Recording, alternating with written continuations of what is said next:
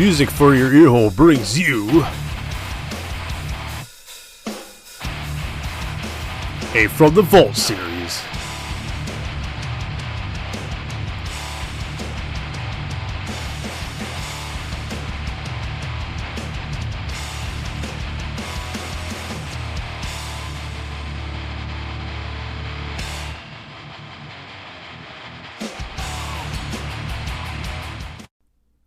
Hey guys, what is up? It's basically just going to be a series, or short series I'm going to do. I ended up finding some old interviews from like back around when I first started doing interviews, and I just wanted to post for a little bit of extra fun content, and I guess to relive some old stuff I did. So it's going to be, like I said, a short little series, probably like three episodes, because that's all I was able to find from my old stuff. But yeah, hope you enjoy it. Let's get into it.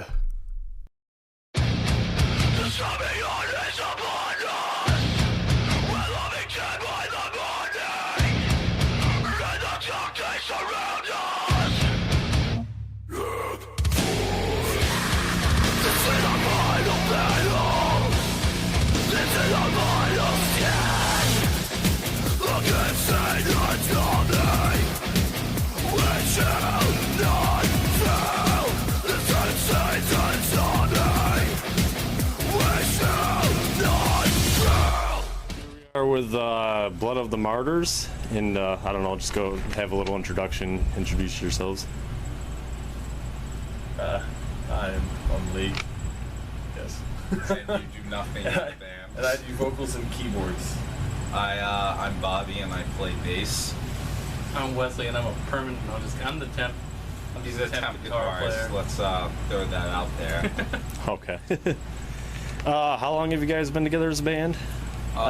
We formed in late 2007, which I'm actually the only technically founding member left in the band, and then I mean, just throughout the years we cycled in and out members. 2008 we picked him up as our keyboardist, and then lost our original vocalist, and then he ended up stepping up and taking the spot, and had some guitarists come in and out, and here we are today. And a Christian band, I know on your Facebook profile said that you guys had your ups and downs and all that stuff that brought you guys together. We did start with a Christian meaning behind our name. Blood of the Martyrs is actually from Revelations. Unfortunately, I wish I could say it was a cool, meaningful verse. We were just kind of kids, and we opened it up and just saw that and just kind of stuck with the name. So we started with intentions of being Christians or a Christian-based band, and then throughout the years we just kind of became a little bit more and more serious about the ministry aspect, and now we consider ourselves a very ministry-oriented band, and that's something that we strive to present ourselves as. Okay. Metal and how it's widely accepted now, because I know back in the day, I never really heard too many Christian metal bands. I think closest thing was Creed at the time. But I don't know, how do you feel that it's more accepting and there's more people stepping up being Christian metal type bands? Oh, well, I'm sorry, I didn't catch the last little bit. Oh, I was saying, how does it make you feel that Christian metal is becoming more accepted? And I mean, it's really cool. I guess the biggest thing that we've noticed is, since it is becoming really accepted, a lot of bands are kind of using that Christian label as like a crutch, and it's kind of unfortunate to see some bands kind of use that, because it is kind of accepted and there's such a big Christian niche and market now.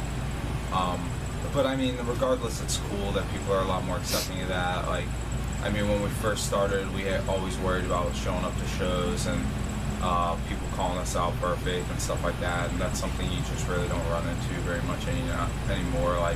The hardcore and metal scene is just, in my opinion, one of the more accepting scenes in music, which is really cool. So it's really cool to be a part of it. How your stage moves that you always do with the fancy twirls and spins with your bass guitar, how often do you practice that? It's actually a funny story with that, because I started in this band as the drummer, but the original bassist, he was my best friend for 18 years, him and I kind of like got into the Chariot and Norma Jean and like Dillinger, and those bands were really known for like just these crazy wild shows. So we always saw stuff like that. So that's something he strived for. And I mean, I was restricted to a drum set, but it's something that I was always really passionate about. So just at practices and stuff, we would have like the old Guitar Hero guitar, and I would just like throw it on and like mess around with it. So when it actually came to the transition of me going to bass, I kind of already had a good idea of what I wanted to do and stuff like that. So I don't know, it's just a matter of repetition, really, getting more comfortable with it. So yeah, I guess something good can come out of playing Guitar Hero a lot. Yeah. If you guys were a drink, what would you be?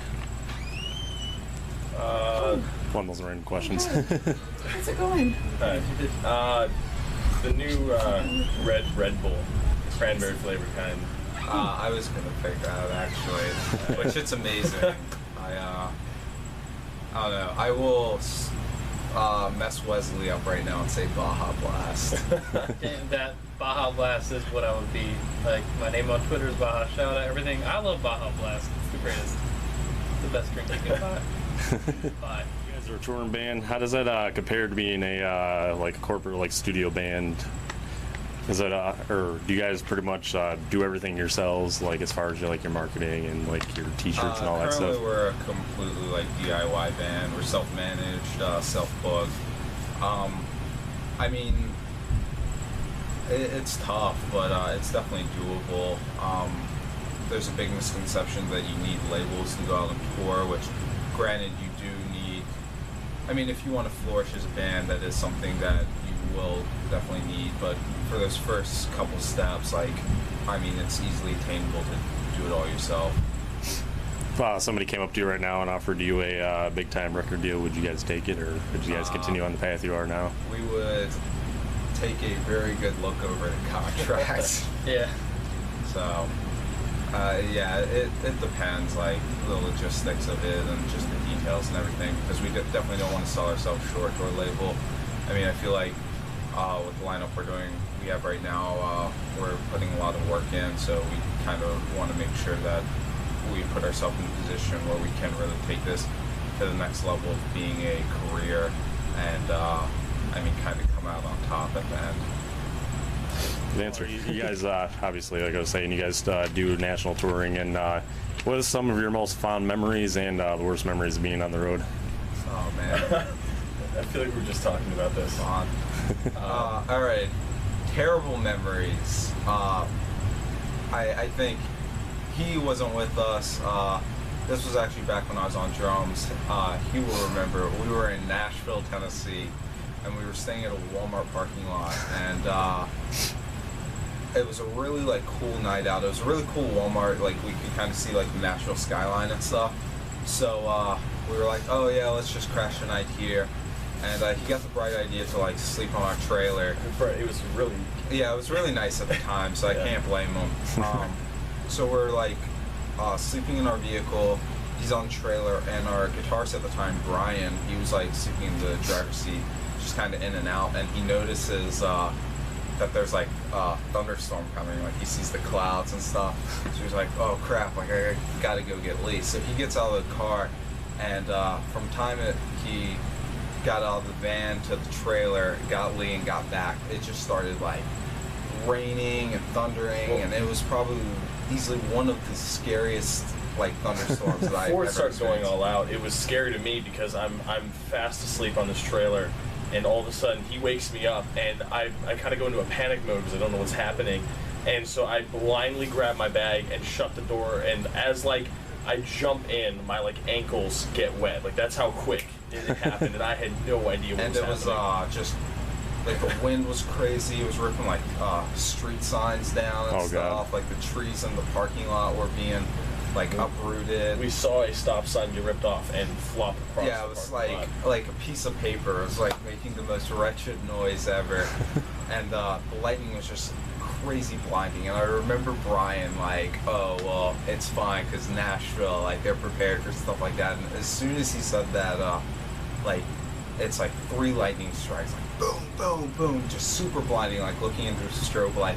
And we just see the skyline of Nashville, the Walmart, the Lowe's next door, all the street lights, just everything goes black. Oh wow. And we're just sitting there, we're like, man, we are gonna die tonight.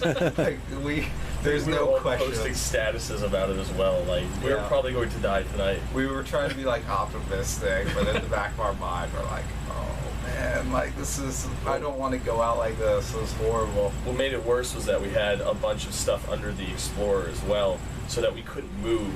So we thought about going on the other side of Walmart to be kind of shielded by the wind, which the wind blew open a Goodwill truck, the doors, and was blowing stuff out of it. Like it was insane. Oh wow. And we couldn't go anywhere because stuff was under our Explorer.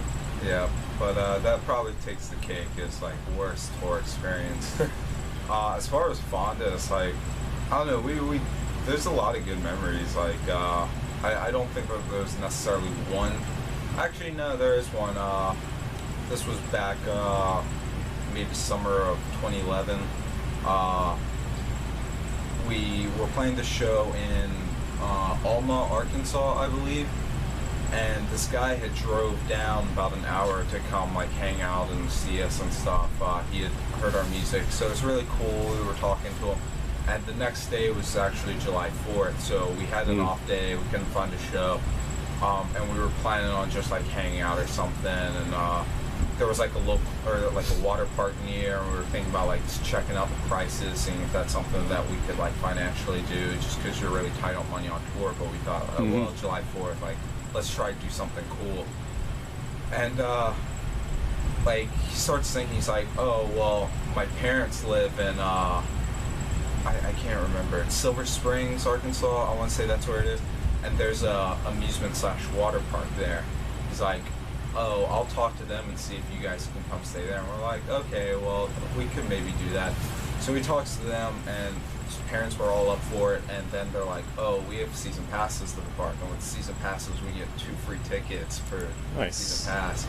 So we drive down there, just awesome people, like awesome house. They had food waiting for us, they had beds for us to sleep in, showers. His younger brother was a fan of ours, and got to talk to them, meet them, hang out. Then the next day we got up, they cooked us breakfast, they drove, both of the brothers went to the amusement park with us, got us in for free, hung out there all day, went to a July 4th cookout, like had food, and then just went back and stayed the night with them again. And at the end of, or the next morning, the parents were kind of asking us like our financial situation, and we had to drive down to Louisiana, and we were like, you know, we're kind of worried about the show because there had been rumors about it being canceled last second. So the dad, I can't remember his name, their last names were Solomon, I want to say, and he like just grabs some money out of a drawer and like hands it to us. It's like, here, you guys take this, like you guys needed this, our love offering to you. And it ended up being like $100 for us to put into our gas tank. So that was really awesome. Like we were just like really blessed for those like few nights, and it was just a really cool experience. Definitely one of the I guess fonder memories of tour easily. Parenting never stops. Yeah. Even when you're older, they still look out for you. Yeah. I don't know, just for final thoughts, any upcoming shows, events, releases, anything you want to say to the people? We're going to be out on tour until the 28th of April. Not sure when you'll have this up, but you can check all the stuff out on our Facebook at facebook.com/Martyrs. We have YouTube channel, Twitter, Instagram. Like, it's not hard to find us. And then we just finished up recording our album with Jamie King. So hopefully people really like that. We kind of took a little longer on it than we were hoping to. It was originally going to be an EP, but now it's going to be a 35-minute 9-track album. So got some really cool guest vocalists that we're going to announce, and just a bunch of cool stuff. We're just kind of in that waiting process to kind of see the best way to release it for the biggest impact, if you will. Yeah. So. Right on. Oh, was that about it? I would say so, man. Any closing statements? You want to say anything to anybody? We love Any all shout you outs? guys. And if you're watching this video, we love you. And that's about all I can say is that Don't cats. do drugs. We love cats as well. I can tell you guys Stay post a lot in of cat pictures on your Facebook. Yeah, notorious for the cat memes. Right on. Can't go wrong with cats. They're too cute and cuddly, Oh, yeah. but evil at the same time. Yeah, I got a Siamese guy at 3 o'clock in the morning. He's always running around and stuff, and yeah, he'll just like sit there and I'll lay in the middle of the hallway like when it's like pitch black, and I'll almost fall on my face. That's awesome. Right. Well, that's about a wrap. Thank you guys. Cool. Thank you, man. Right on. Peace.